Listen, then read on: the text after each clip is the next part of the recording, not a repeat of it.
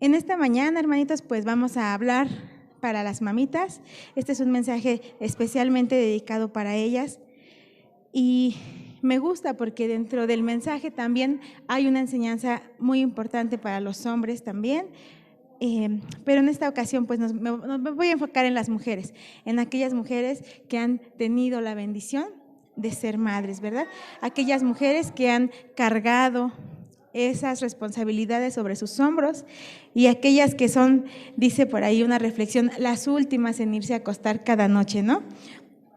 Bueno, mis hermanitos, pues como escuchábamos en la apertura de nuestra reunión, hablamos siempre que es 10 de mayo de una mujer. Siempre cada 10 de mayo ya sabemos que vamos a llegar a la iglesia y sabemos que los 10 de mayo vamos a abrir nuestro libro, nuestra palabra de Dios. ¿En qué libro?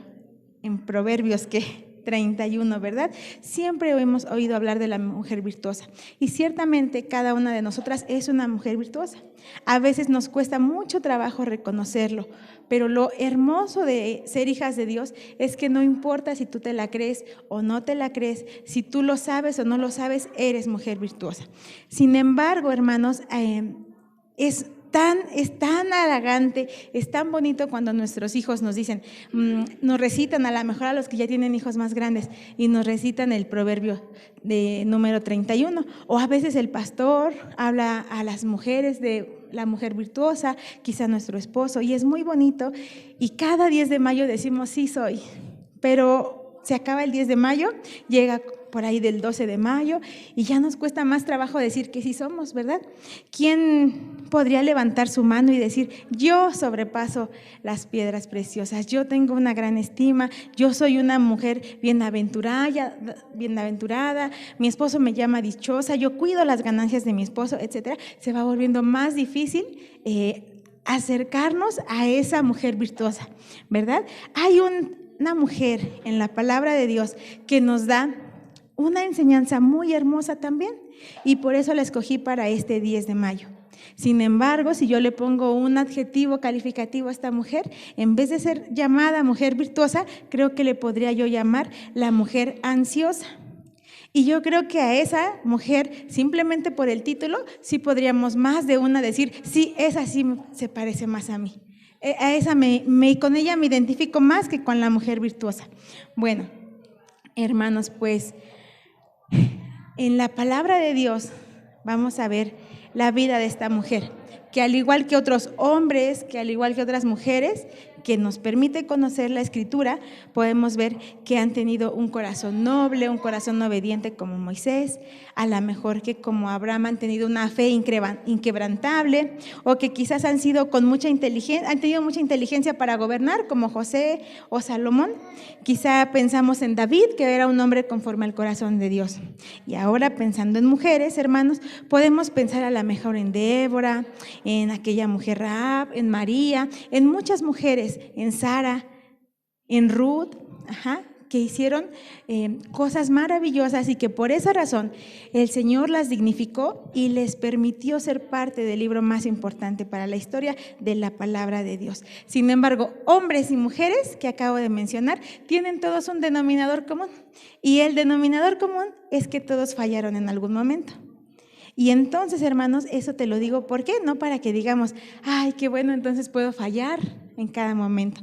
Es para que tú sepas, hermanos, que mientras estemos en la condición de hombres, vamos a fallar, vamos a equivocarnos, pero cada mañana tenemos la misericordia de Dios para poder empezar el camino de nuevo.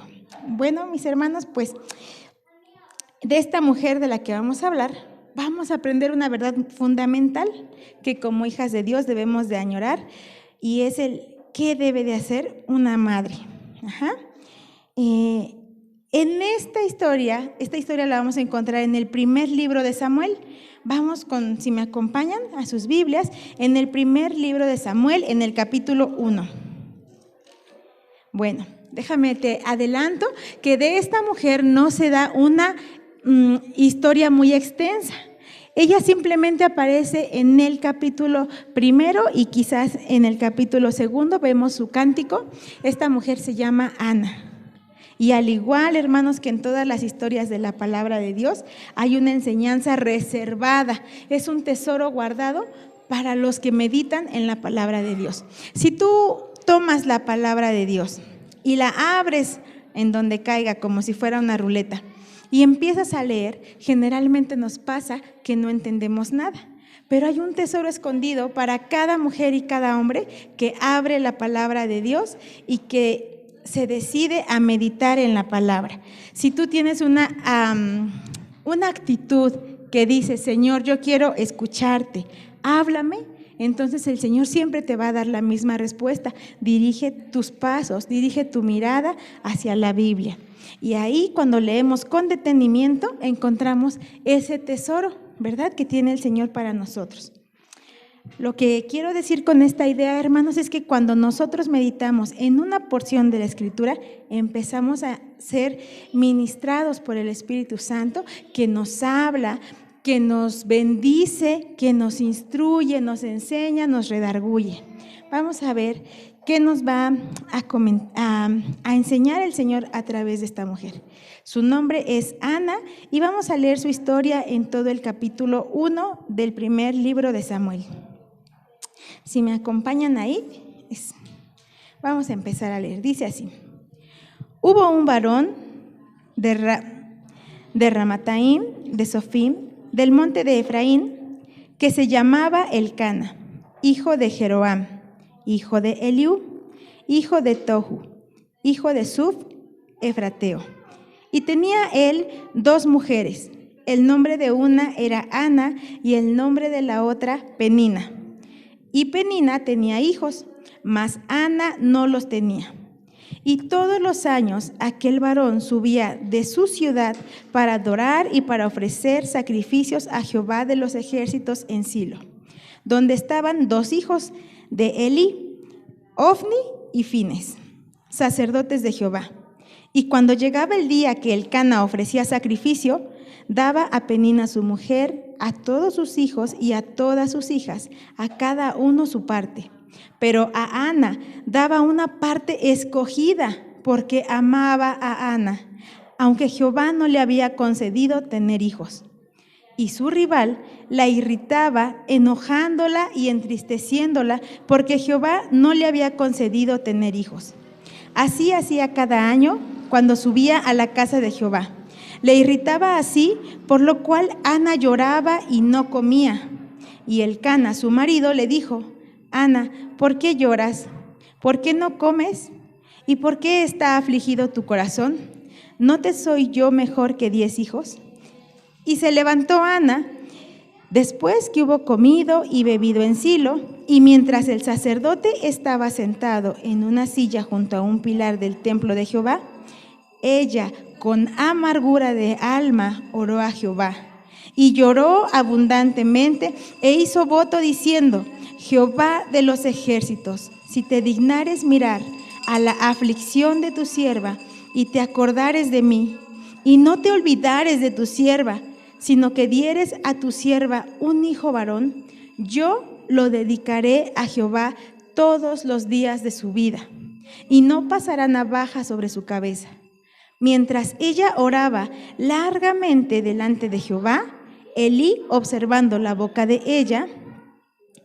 estaba observando la boca de ella, pero Ana hablaba en su corazón y solamente se movían sus labios, y su voz no se oía, y Elí la tuvo por ebria.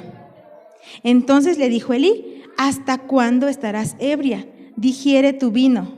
Y Ana le respondió diciendo: No, Señor mío, yo soy una mujer atribulada de espíritu. No he bebido vino ni sidra, sino que he derramado mi alma delante de Jehová. No tengas a tu sierva por una mujer impía, porque por la magnitud de mis congojas y de mi aflicción he hablado hasta ahora. Elí respondió y dijo: Ve en paz, y el Dios de Israel te otorgue la petición que le has hecho. Y ella dijo: Halle tu sierva gracia delante de tus ojos. Y se fue la mujer por su camino y comió, y no estuvo más triste. Y levantándose de mañana, adoraron delante de Jehová y volvieron, y fueron a su casa en Ramá. Y Elcana se llegó a Ana su mujer, y Jehová se acordó de ella. Aconteció que al cumplirse el tiempo después de haber concebido, Ana dio a luz un hijo y le puso por nombre Samuel, diciendo: por cuanto lo pedí a Jehová. Después subió el varón Elcana con toda su familia para ofrecer a Jehová el sacrificio acostumbrado y su voto. Pero Ana no subió, sino dijo a su marido: yo no subiré hasta que el niño sea destetado, para que yo lo lleve y sea presentado delante de Jehová y se quede allá para siempre. Y Elcana su marido le respondió: haz lo que bien te parezca, quédate hasta que lo destetes y solamente que cumpla Jehová su palabra. Y se quedó la mujer y crió a su hijo hasta que lo destetó. Después que lo hubo destetado, lo llevó consigo con 3 becerros, un efa de harina y una vasija de vino, y lo trajo a la casa de Jehová en Silo, y el niño era pequeño. Y matando el becerro, trajeron el niño a Elí, y ella dijo: oh Señor mío, vive tu alma, Señor mío, yo soy aquella mujer que estuvo aquí junto a ti, orando a Jehová. Por este niño oraba, y Jehová me dio lo que le pedí. Yo pues lo dedico también a Jehová, todos los días que viva será de Jehová. Y adoró allí a Jehová. Bueno, hermanos, estuvo un poco largo, pero de esta manera pudimos conocer el contexto de la historia de manera completa, ¿sí?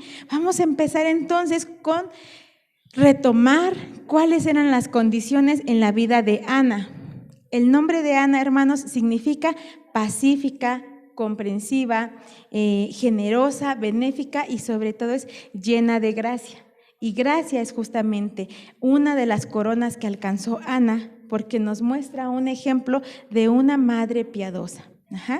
Ella tenía un esposo, se llamaba Elcana. Este hombre, Elcana, era descendiente de la tribu de Leví, o sea, era de ya sí saben que las tribus del pueblo de Israel se dividieron en las 12 tribus, y el Señor a cada uno le repartió un terreno, una proporción de tierra para que pudiera estar ahí con su familia.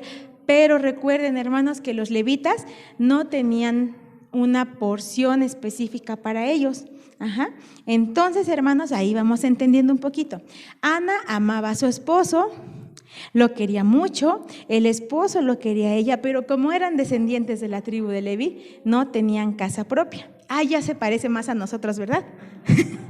Ya se va pareciendo un poquito más a nosotros, Ana, que la mujer virtuosa. Bueno, pero hay una bendición también. Como hijas de Dios y como descendientes de Leví, los familiares de Elcana tenían una bendición. Los levitas no recibieron una tierra, pero Dios nunca deja a sus hijos desamparados. ¿Cuál fue la herencia para los levitas? ¿Alguien sabe? El Señor. Porque el Señor les dijo: ustedes no van a tener una tierra, yo voy a ser su herencia. Y así digo amén cada que me acuerdo que no tengo casa. Y digo: sí, Señor, tú eres mi herencia. Esto me recuerda cuando el Señor, a veces el Eric me dijo: cásate conmigo y mira que te va a ir bien, yo tengo una mansión. Y sí le creí todo, y cuando ya me casé me dijo que estaba en el cielo, y le dije: ay, tremendo, de haber sabido, ¿verdad? Pero bueno, hermanitos, entonces era para los levitas el Señor la porción que Él había dado a ellos. Y ahora bien, si era de la tribu de Leví, entonces el Señor dijo a todos los levitas: bueno, a todos los levitas se van a repartir entre las 12 tribus y cada quien va a estar con uno de sus hermanos. Entonces Elcana, junto con su familia, vivía en la tribu de Efraín. Y bueno, él descendía de los coatitas, por lo tanto, él estaba enseñado a servir en la iglesia. Es como, para que me entiendan, los coatitas eran como Juanito y Vero aquí en la iglesia. Eran aquellos que se dedicaban a poner todas las cosas para el servicio de Dios en el tabernáculo. Tenían una misión muy importante los coatitas, que era transportar el arca y transportar los utensilios sagrados. ¿Por qué tiene que ver esto con Ana? Bueno, porque Ana venía de una familia que sabía servir a Dios y sabía esperar en el Señor, y el hecho de conocer el arca por dentro le había permitido a Ana también conocer el poder y las cualidades grandes de nuestro Señor. Bueno, como ustedes pueden ver aquí, Ana tenía un deseo y no era precisamente tener una casa.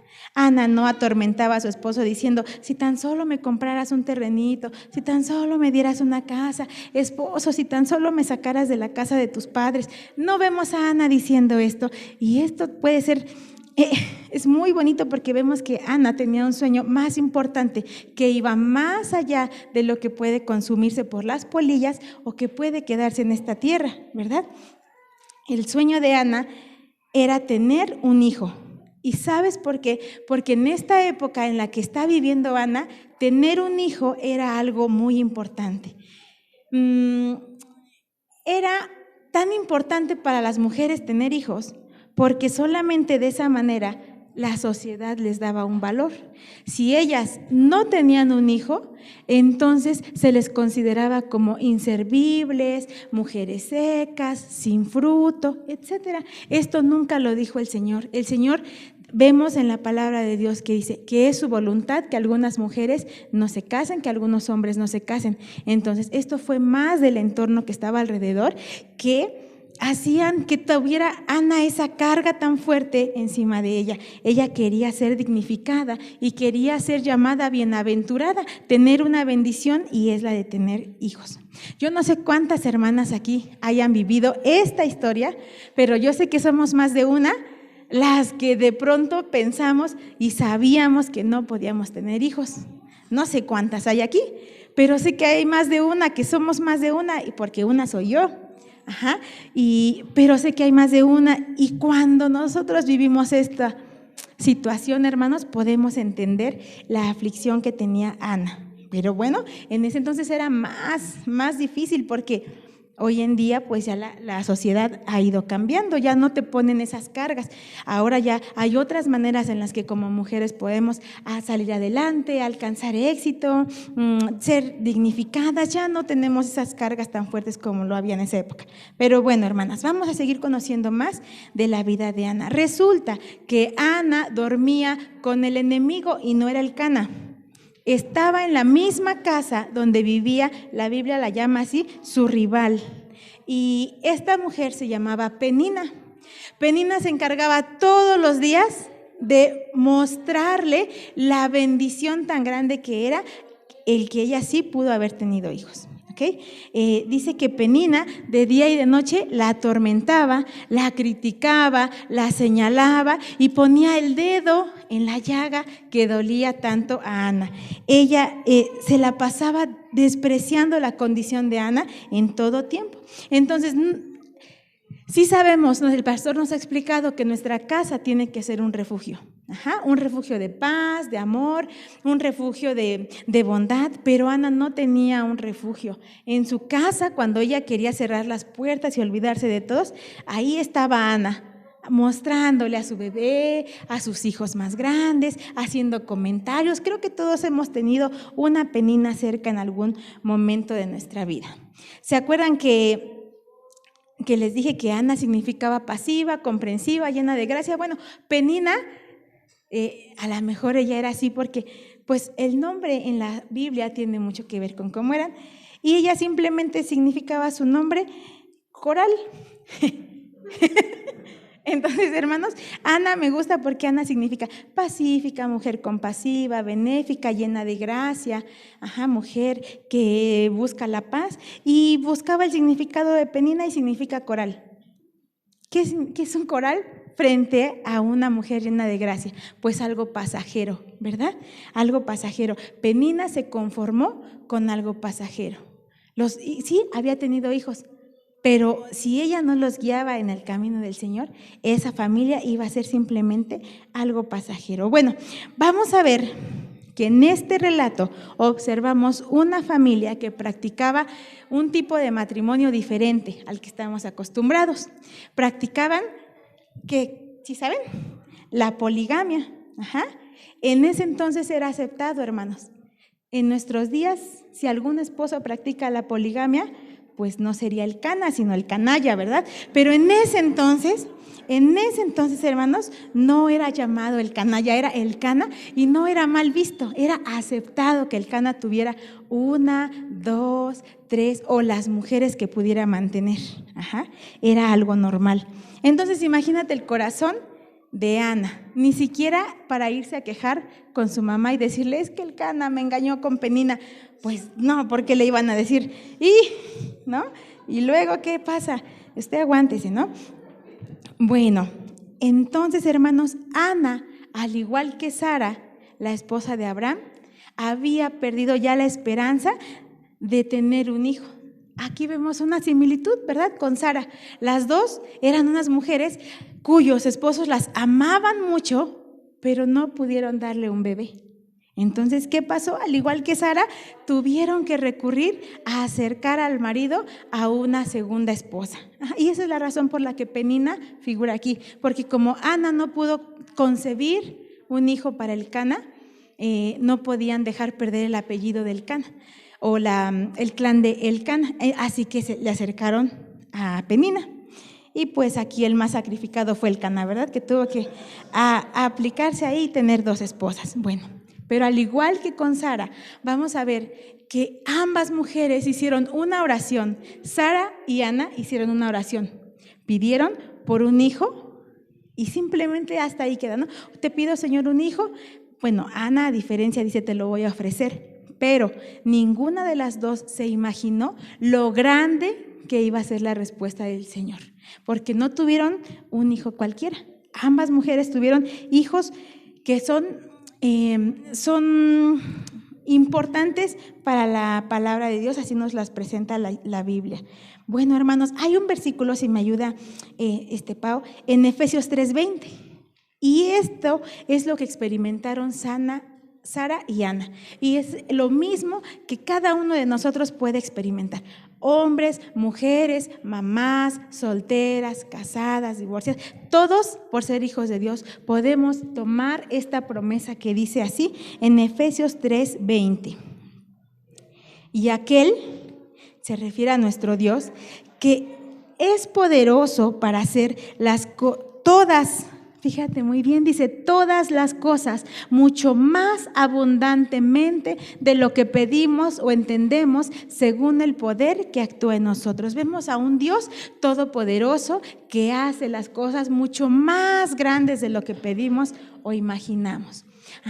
Me pasó cuando yo pedía un esposo y dije, Señor, que Dios me mándame un esposo, y me mandó al Eric. Dije, ay no, Señor, tú sí que haces las cosas muchísimo más grandes, más bellas, más maravillosas de lo que pedimos o entendemos, y así nos ha hecho el Señor. La verdad es que ya fuera de broma, bueno, no es broma, sí es algo más, fuera de toda broma, el Señor siempre actúa mucho más abundante de lo que pedimos o entendemos, pero tenemos que tener unos ojos sensibles a ver su mano obrando en nuestras vidas, ¿verdad? Vamos a conocer ahora cómo era la vida espiritual de Ana.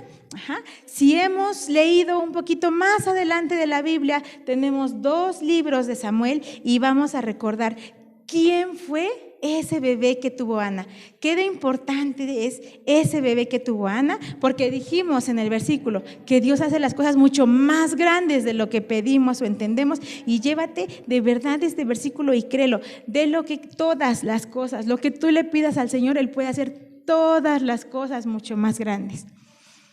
Espero no salirme tanto del tema, pero recordaba cuando escribía esto, cuando nuestra hermana nos pedía y nos decía, hay unos hombres que persiguen a mi hijo porque estuvo en malos pasos. Hay unos hombres que le hacen daño y yo solo le pido que lo haga invisible ante esos hombres. ¿Sí se acuerdan? Que no tenemos una hermanita y nos dijo, pídanle a Dios porque ya lo tienen amenazado, ya lo están siguiendo, sale a la calle y por ahí están. Él no puede tomar un mototaxi, y nos contaba su angustia, ¿no? Y dijimos, vamos a orar para que Dios haga invisible a su hijo frente a sus ojos.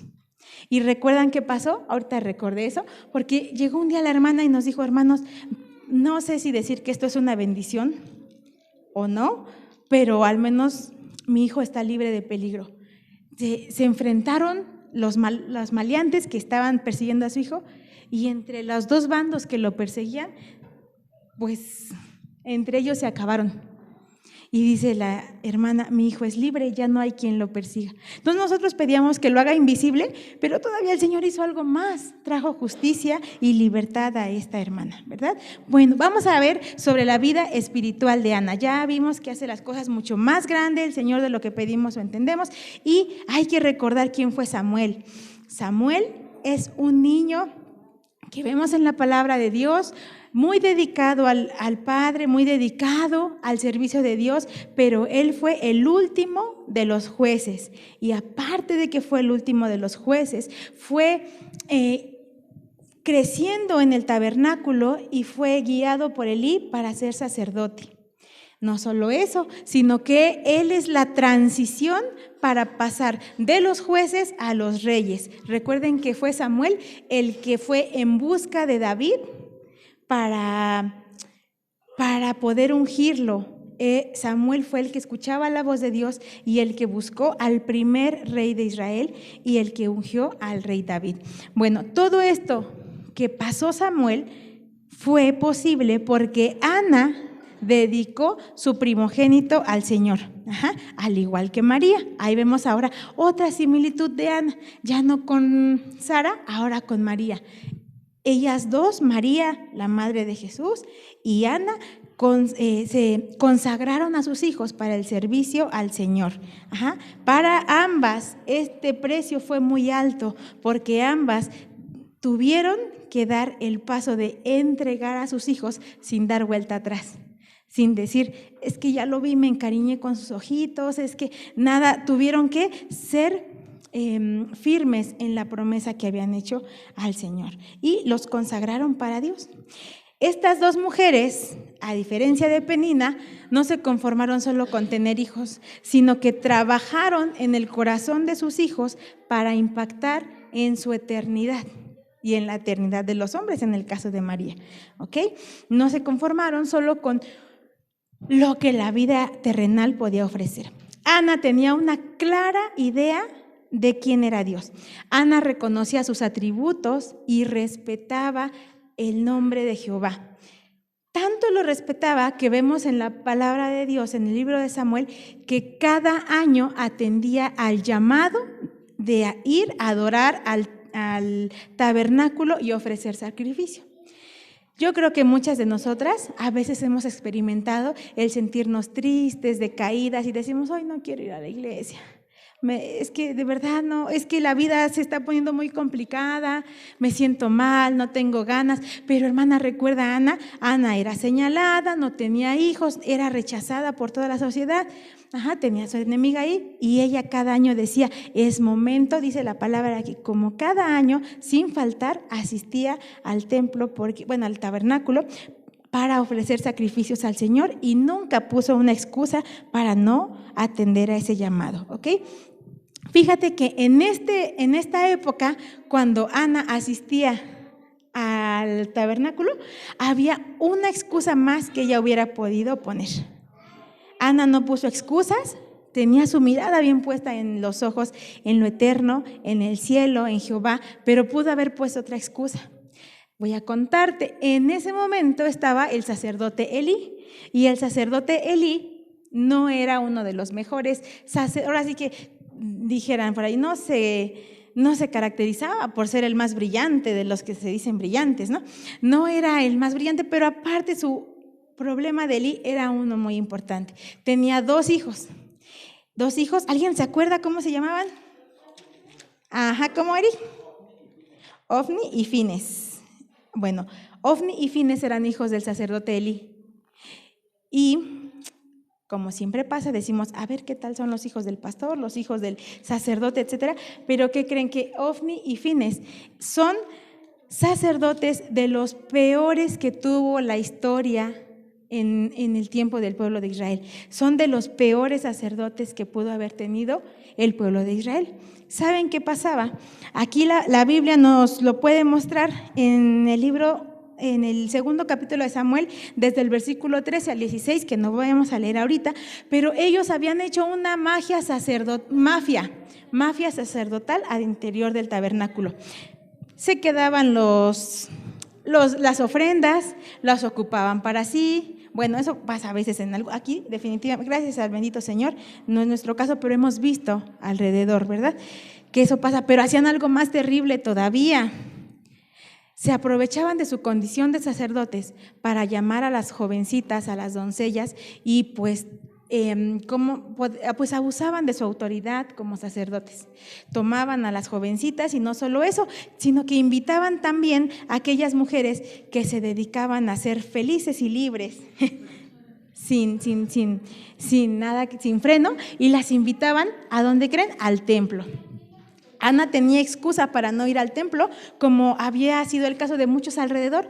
Muchos hombres y mujeres estaban dejando de ir al tabernáculo, al templo, al lugar de reunión, por eso mismo, porque decían, ahí está Ofni y Fines para ser como ellos, y tenían razón, estaban fallando. Sin embargo, en esta temporada tan turbia, tan oscura, Ana se levantó y fue al templo como cada año lo hacía. Muchas personas ya habían rehusado asistir, pero vemos que esta familia era una familia devota. Asistieron al templo porque ellos sabían a quién seguían. Y esto también nos enseña, ¿verdad? Porque a veces decimos, ¿por qué ya no vas a la iglesia, hermana? Ay, es que no, ahí me miran feo. La otra vez me encontré a la hermana en el mercado y ni me saludó. Y no te acuerdas que la hermana usa lentes y ese día no llevaba.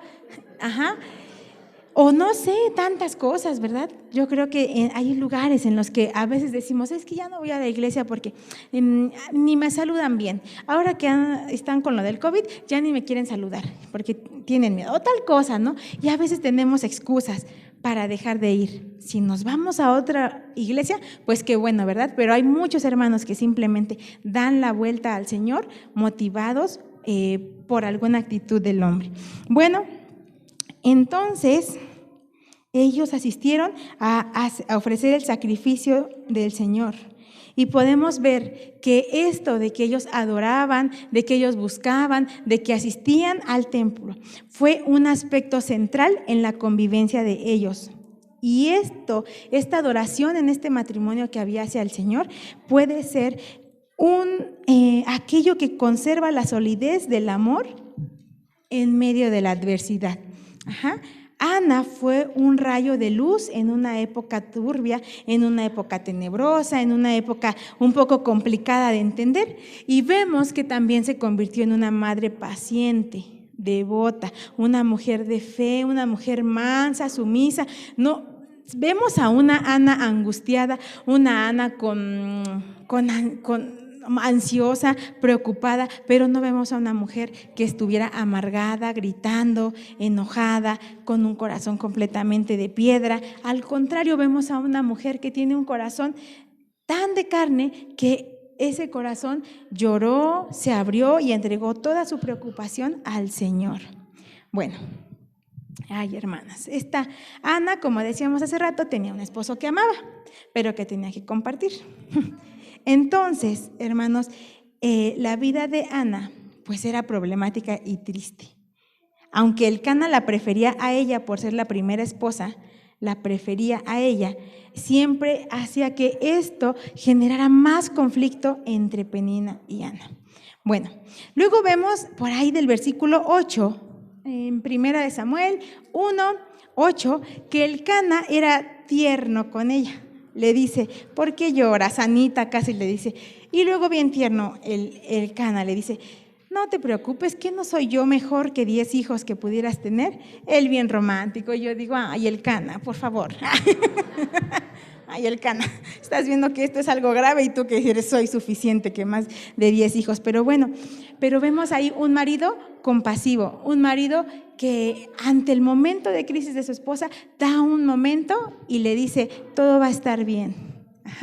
Vamos a ver en el versículo 8 y 9, ¿lo puedes poner, por favor? Primer libro de Samuel, versículo 8, bueno, el primer capítulo 1, versículo 8, Primera de Samuel 1:8. Vamos a ver. Vamos a ver aquí que su esposa sí necesitamos afecto, paciencia, cariño, y que nos repitas una y otra vez que todo va a estar bien cuando estamos pasando por dificultades. Cuando tu esposa esté pasando ansiedad, preocupación, aflicción, no importa cuántas veces ya se lo hayas dicho, no importa qué tan fácil sea que ella salga adelante, vuélveselo a decir, porque ella necesitamos como esposas esa parte cariñosa que nos dice, todo va a estar bien. Y también le pueden decir, aquí estoy yo, no te soy suficiente, como decía el Cana, ¿no? Bueno, si no aparece, no se preocupen. Después de que el Cana le da esta muestra de cariño a Ana, dice que Ana llevaba muchos días sin comer y sin pararse, y estaba en una situación abandonada, ya estaba muy triste, estaba en total tristeza. Pero cuando recibe el cariño de su esposo, dice la Escritura que Ana se levantó y comió. Entonces, las esposas necesitamos esa parte de afecto y paciencia de nuestros esposos, que nos digan, ¿estás pasando una prueba? Es más, que nos digan, ¿rompiste la dieta? No, mira, vamos a echarle ganas, no pasa nada, mira, mañana te vuelves. Cuando nosotras tenemos una angustia, hay angustias chiquititas, pero para cada mujer son diferentes. A lo mejor si una mujer comparte aquí su motivo de angustia, las demás podemos decir, y por eso te afliges, pero cada una tiene sus motivos, ¿verdad? Yo aprendí algo, que no importa qué tan chiquita sea para las personas tu angustia o aflicción, tú ora al Señor, entrégasela, no importa que los demás digan, eso no tiene importancia, el que da la respuesta es el Señor, así que tú ora y ya será del Señor si te da tu respuesta, si te ayuda o te bendice, ¿verdad? Entonces le dice el Cana, bueno, ¿por qué lloras? Dice, ¿por qué no comes? Y ahora el 9, Pau, por favor. Dice que después de eso se levantó Ana, y después que hubo comido y bebido, mientras el sacerdote Elí estaba sentado en una silla junto a un pilar del templo de Jehová. Bueno, entonces, hermanos, pues ahí está el cariño que tenía el Cana. Y ya nada más voy a dejar esta parte del matrimonio de Ana diciéndoles lo siguiente. Muchas veces este tipo de versículos se toman cuando llegamos a fallar, un hombre o una mujer, y decimos, pero es que mira, en la Biblia había mujeres y hombres que tenían 2 esposas.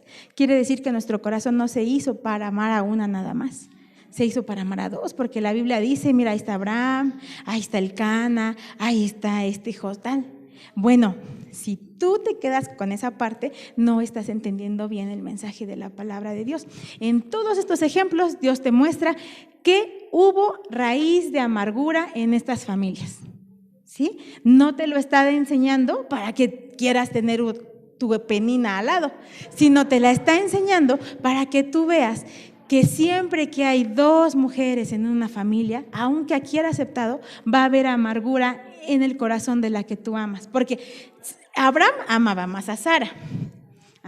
Por ejemplo, Lea y Rebeca y Raquel, Lea y Raquel, amaba más a una que a otra. O sea, siempre la esposa ama más a una que a otra, pero siempre que hay, aunque aquí era aceptado el modelo, te muestra el Señor que hay raíz de amargura en el corazón de tu esposa y que siempre va a haber conflicto, porque eso es lo que nos está mostrando la palabra de Dios.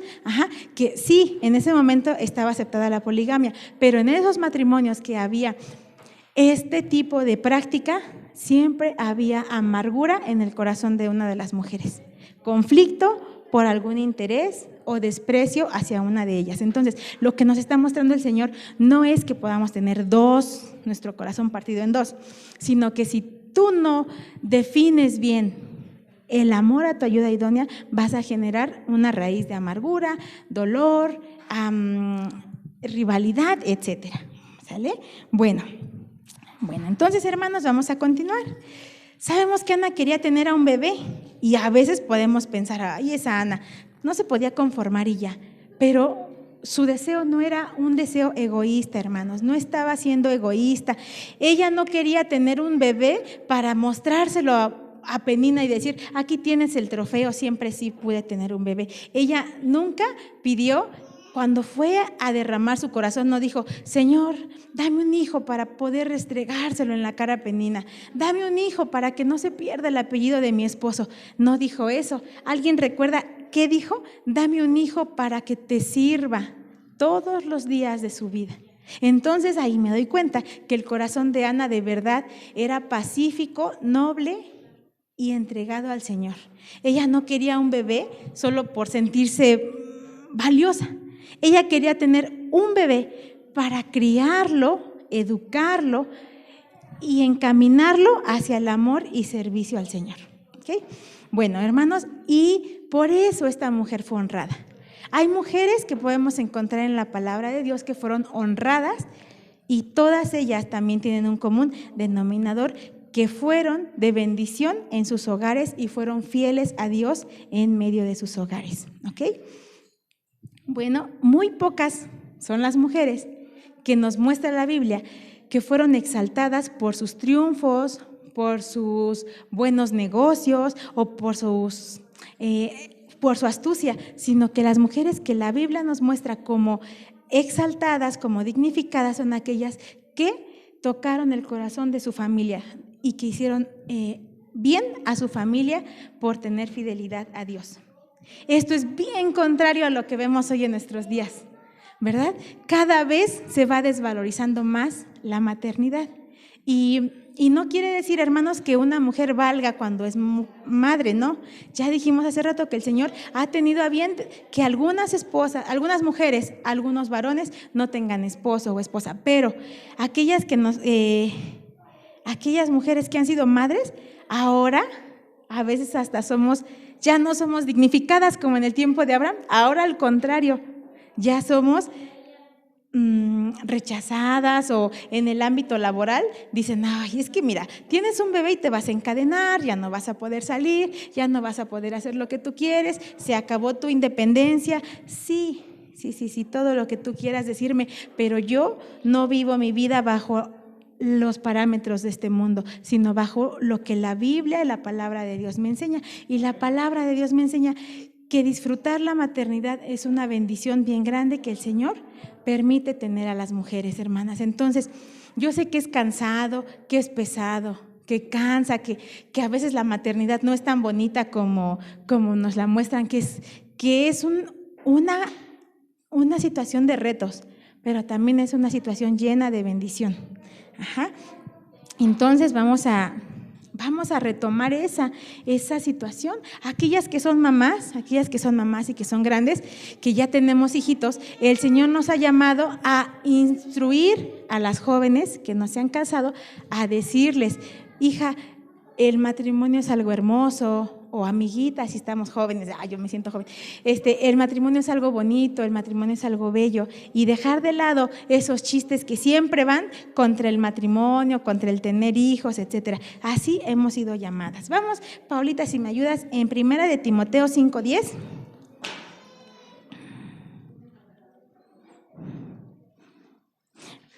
Primera de Timoteo 5:10, y mientras, Eric, tú me ayudas a buscar, por favor, 1 de Timoteo 2, del 4 al 5. Primera de Timoteo 2, del 4 al 5.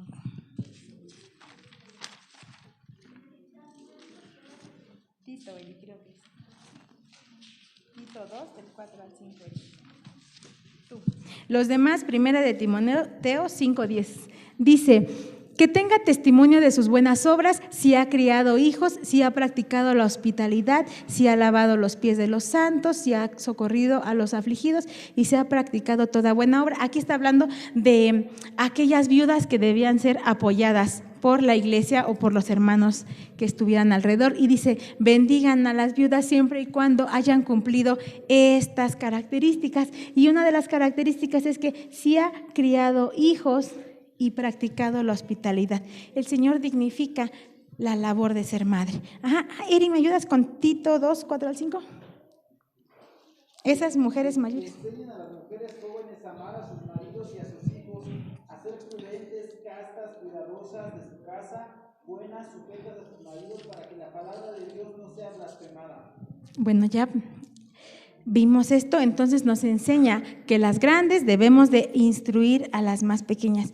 ¿Y sabes por qué debemos de instruir, hermanos? ¿Por qué es tan importante la maternidad para Dios? Porque tienes en tus manos la posibilidad de guiar y formar a los hombres que el día de mañana van a servir en la iglesia, aquellos que van a compartir el evangelio, aquellos que van a adorar a Dios, pero también aquellos que van a ser engañados en la escuela, seducidos por el mundo, atraídos por el exceso. Y cuando ese momento llega en la vida de los hijos, a veces las mamitas quieren hacer el difícil trabajo que se tuvo que estar haciendo constantemente por al menos 20 años. Entonces, de Ana podemos aprender que de nuestros hijos debemos orar antes de que lleguen a nuestro vientre y mantener esa oración por ellos, ¿ok? Vamos a la oración de Ana, hermanos, y vamos a recordar que cuando Ana llegó al templo, derramó su corazón, lloró, se desahogó, abrió su corazón y su alma a su Dios en una oración ferviente. Quiere decir que no dijo nada más, Señor Jesús, o Padre, porque era Jehová, te pido que tú me des un hijo, si es tu voluntad, y si no, ayúdame a entenderlo en el nombre de Jesús, amén. Dice la Biblia que fue una oración ferviente. Quiere decir que ella empezó a llorar y a llorar y a llorar y a llorar, y su corazón, totalmente cargado de pena y de angustia, fue limpiado en ese momento con la oración. Al orar, Ana desató una serie de eventos que iban a desatarse en un despertar espiritual profundo en su época. Entonces, ella demostró que amaba a Dios y que le creía. ¿Por qué le creía? Porque le estaba pidiendo algo que era prácticamente imposible. Ella ya sabía que no podía tener hijos. Entonces, ¿por qué le pedía a Dios? Pues porque creía en Él, confiaba en que el Señor podía hacer eso posible. Y eso es lo que nosotros debemos de recordar, que tu Dios es capaz de hacer las cosas que son imposibles, no solamente las vuelve posibles, sino que las vuelve posibles mucho más grande y abundantemente de lo que pedimos o entendemos. En la Biblia había una mujer que se llamaba Rebeca y le dice a su esposo, dame un hijo que si no me muero. Así dijo.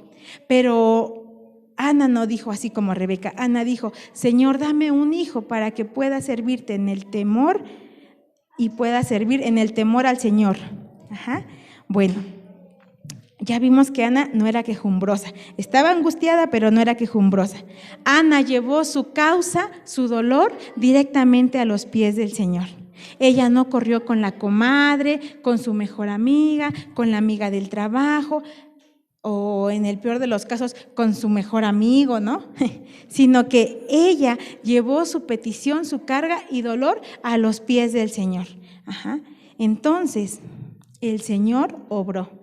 Esta es una enseñanza también que debemos de recordar. Cuando tú tienes angustia, pena, aflicción, dolor, no corras a contar a lo mejor a los que están alrededor, porque si no están instruidos en la palabra de Dios, te pueden dar un mal consejo y te pueden dar una mala guía. Antes de ir con la comadre, con tu mejor amigo de confianza, incluso antes de ir con el pastor, dobla tus rodillas y abre tu corazón al Señor, y a Él puedes confesarle lo que estás sintiendo, lo que estás experimentando. Después el Señor te va a decir si has de acercarte con algún hermano para que te bendiga, para que te oriente, para que te guíe, pero nuestra primer fuente de descanso debe de ser el Señor. ¿Ok?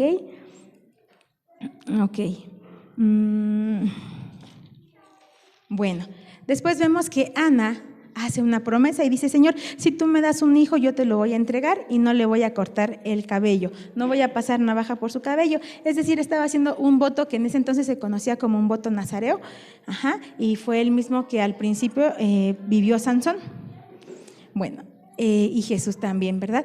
Tenemos aquí un voto que duraba un tiempo y otro que duraba una eternidad. El voto que duraba un tiempo era el de no cortar el cabello. Ese voto nada más duraba unos años y después ya podían pasar navaja por su cabello. Pero había hecho otro voto que era más largo y era una promesa de dar a su hijo para el servicio de Dios. Hermanas, ya nos habló el pastor una vez de eso.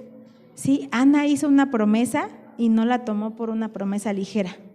Es muy importante que nosotros no prometamos a Dios algo que no vamos a cumplir, porque no se lo estamos prometiendo al vecino, a los de Coppel, etcétera. Aún con los de Coppel hay consecuencias, ¿no? Imagínate qué consecuencia tan grande es prometer algo al Dios y Señor del universo, al Rey de Reyes, al Señor de Señores. Tenemos que tener cuidado y de esto ya nos habló el pastor. Ana hizo su promesa y la cumplió. Imagínate cuán difícil fue para Ana haber recibido en sus brazos a su bebé Samuel, criarlo, y dice que nada más lo tuvo aproximadamente hasta los 3 años y después llevarlo junto con un sacrificio y una ofrenda para el Señor y entregarlo. Ana nos muestra que si haces una promesa al Señor, aunque duela, tienes que cumplirla. Aunque sea difícil, tienes que cumplirla.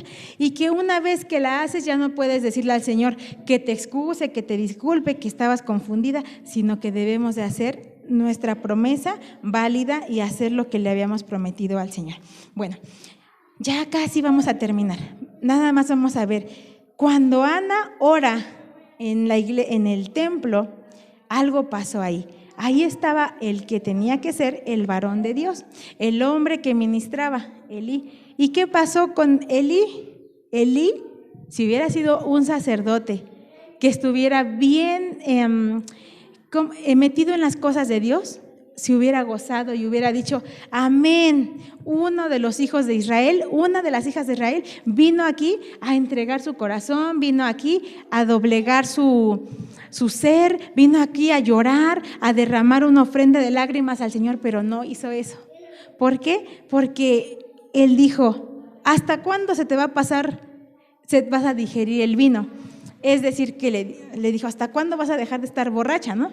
Lo primero que hizo Elí, que era el sacerdote, fue señalarla y reprenderla porque le dijo, ¿estás tomada? Vete de la iglesia, vete de la casa de Dios cuando hayas digerido tu vino. Y entonces Ana se ve que no es como, a lo mejor como yo, porque a lo mejor yo le hubiera contestado algo feo, pero Ana le dijo, no, mi Señor, yo no soy una mujer así, he venido a hablar al Señor. Ana en ese entonces entendió algo que viene en el Salmo 139. Dice el Salmo 139 del 1 a 4, Señor, has examinado mi corazón y sobre todo sabes acerca de mí. Sabes cuando me siento y cuando me levanto, conoces mis pensamientos aun cuando me encuentro lejos. Me ves cuando viajo y cuando descanso en casa. Sabes todo lo que hago y sabes todo lo que voy a decir, incluso antes de que lo diga. Ana fue la primera persona, no solamente mujer, sino mujer u hombre, que oró en silencio, porque era costumbre de los israelitas orar con voz audible, exaltar con voz fuerte y decir, Señor, te pido, baja fuerte, fuerte. Pero Ana oró en silencio sabiendo que Dios conocía su corazón. Ella fue la primera persona que experimentó el orar a Dios en nuestros pensamientos. Y después en el Salmo 139 vemos que el Señor conocía esos pensamientos y los sigue conociendo hasta el día de hoy de cada uno de nosotros. Amén. Esto fue lo que hizo entonces que Ana pudiera aprender a depositar su confianza en el Señor. Hermanos, una cosa más que nos puede enseñar el matrimonio de Ana y Elcana es que ellos tuvieron al niño solamente por 3 años. No creo que les haya dado mucho tiempo de darles pláticas, ¿cómo les das catecismo? Catecismo, doctrina, etcétera, teología a Samuel, sino que le dieron ejemplo. ¿De qué? De integridad, de virtud. Esos son ejemplos que nosotros le podemos dar a nuestros hijos también. No importa cuánto les hablemos a nuestros hijos de Dios, cuánto les leamos la Biblia, si ellos no ven en nosotros este ejemplo de amor, abnegación, integridad, virtud, pecado, comprensión, fidelidad, no vamos a estar sembrando en sus corazones nada. Ellos tuvieron muy poquito tiempo a Samuel en su familia, sin embargo vemos que Samuel fue realmente instruido en las cosas de Dios. Y esa es una promesa bonita, que si instruimos al niño en su camino, aun cuando fueran grandes, no se apartarán del Señor. Ok. Después de que Ana llega y echa sobre Jehová su carga, experimenta lo que dice el Salmo 55, que dice: echa sobre Jehová tu carga y él te sustentará y no dejará para siempre caído al justo. Ana, después de haber abierto su corazón ante el Señor, dice que se levantó y entonces, después de que la confronta Elí todo avergonzado, cuando se da cuenta y le dice a Ana: no estoy borracha, estaba orando al Señor, estaba abriendo mi corazón. Elí se avergüenza y le dice: bueno, vete en paz y que Jehová te conceda la petición de tu corazón. Cuando Ana se levanta, dice que se levantó renovada, se levantó como nueva. Y ahorita ya no nos da mucho tiempo para esto, pero sí te comparto que esto es lo que ayuda cuando tenemos ansiedad, depresión y todas esas cosas que hoy en día existen, ¿verdad?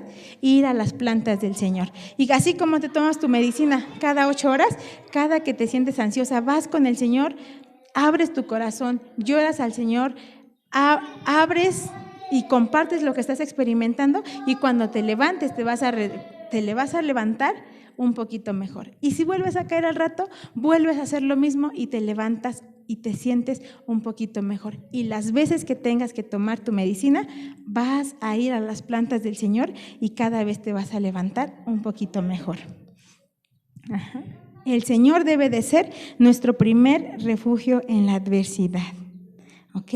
Después, hermanos, vemos que Ana, después de haber sido respondida la oración, hay en primer libro de Samuel, en el capítulo 2, un himno de acción de gracias. Ese se queda de tarea, y ahí puedes ver cómo Ana conocía muchas virtudes de Dios, como la santidad, soberanía, poder, sabiduría.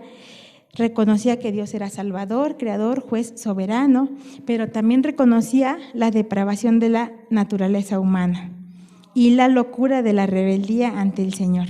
Todas estas virtudes que Ana conocía le permitieron ser una madre que bendijo la vida de su hijo. ¿Okay? Bueno, después de que tuvo a Samuel, lo fue a entregar cuando tenía 3 años, aunque le dolió, aunque le costó, y dice ahí en el versículo 16 y 20, que le pusieron de hecho Samuel porque significa pedido a Dios o bien oído por Dios. Y me gusta mucho ese versículo cuando dice: por este niño, cuando llega a entregar a Samuel, no le dice: Señor, con todo el dolor de mi corazón te entrego a mi hijo, pues, no hay dolor, hay una exaltación al Señor, una alabanza, y le dice: Señor, por este hijo te había pedido mucho, mucho, y hoy está aquí. A ver, es que ya perdí primer libro de Samuel. Aquí está. Le dice Ana: oh Señor mío, yo soy aquella mujer que estuvo aquí junto a ti orando a Jehová, le dijo Elí. Por este niño oraba y Jehová me dio lo que pedí. Yo pues lo dedico también a Jehová. Todos los días que viva será de Jehová. Y adoró allí a Jehová. ¿Puedes ver? Qué bonito es cuando el Señor hace una obra en nuestra vida y regresamos para darle las gracias como los leprosos y decimos: Señor, yo te pedía por esto, pero gracias porque tú lo hiciste y hoy te alabo, te bendigo y te exalto. Es muy bonito cuando recibimos las bendiciones de Dios, pero es más bonito cuando nos volvemos a hincar, pero ya no con angustia y dolor en el corazón, sino que decimos: gracias, gracias y gracias, Señor, porque esto es lo que yo tanto te había pedido, ¿verdad? Hermanos, pues con esta parte termino. Ya nada más te pregunto a ti: ¿qué es lo que te deja la historia de Ana? Yo sé que a lo mejor te la pude compartir un poquito mejor, me faltaran muchas cosas, pero Dios, la palabra de Dios nunca se queda vacía. El Señor nos ha mostrado el ejemplo de una mujer que ora, que adora, que busca a Dios, que se refugia en Dios y que se levanta para seguir adelante. Nos enseña de una mujer valiente que puso el amor por el servicio a Dios antes que sus necesidades naturales. Nos muestra la importancia de criar a nuestros hijos en el servicio y en la enseñanza al Señor. También nos enseña que el llamado de Dios debe de ser atendido por nosotros, y en nuestra familia. No tenemos excusas para decir, ya no quiero ir a la iglesia, no quiero ir a buscar, sino que podamos atender al llamado que Dios hace para nuestra familia. Bueno, aquí finalmente, no sé qué prioridades tengamos nosotras como mujeres, como esposas o como madres, pero yo quiero recordarles para cerrar las palabras de Josué. Espero que las tomen y que vivamos caminando en familia para bendecir y servir al Señor. Decía Josué en el libro de Josué 24:15, y si mal os parece servir a Jehová, escogeos hoy a quién servir. Si a los dioses a quienes sirvieron nuestros padres cuando estuvieron al otro lado del río, o a los dioses de los amorreos en cuya tierra habitáis. Pero yo y mi casa serviremos a Jehová. Amén. Te invito, mi hermanita, a que tú tomes acciones, pasos de fe, para que tus hijos no sean el mejor abogado, el mejor ingeniero, el mejor en su generación. Sí lo va a ser, porque como hijos de Dios, Él los exalta, sí lo va a hacer. Pero tú trabaja en que sea un siervo de Dios, en que conozca de la palabra de Dios, en que sea un hijo, que sea luz, como fue luz Ana en su generación. Las generaciones son turbias como en el tiempo de Ana, pero cuando Dios obra en el corazón de un hijo de Dios, impacta generaciones venideras. Amén, hermanitos. Muchas gracias, que Dios los bendiga.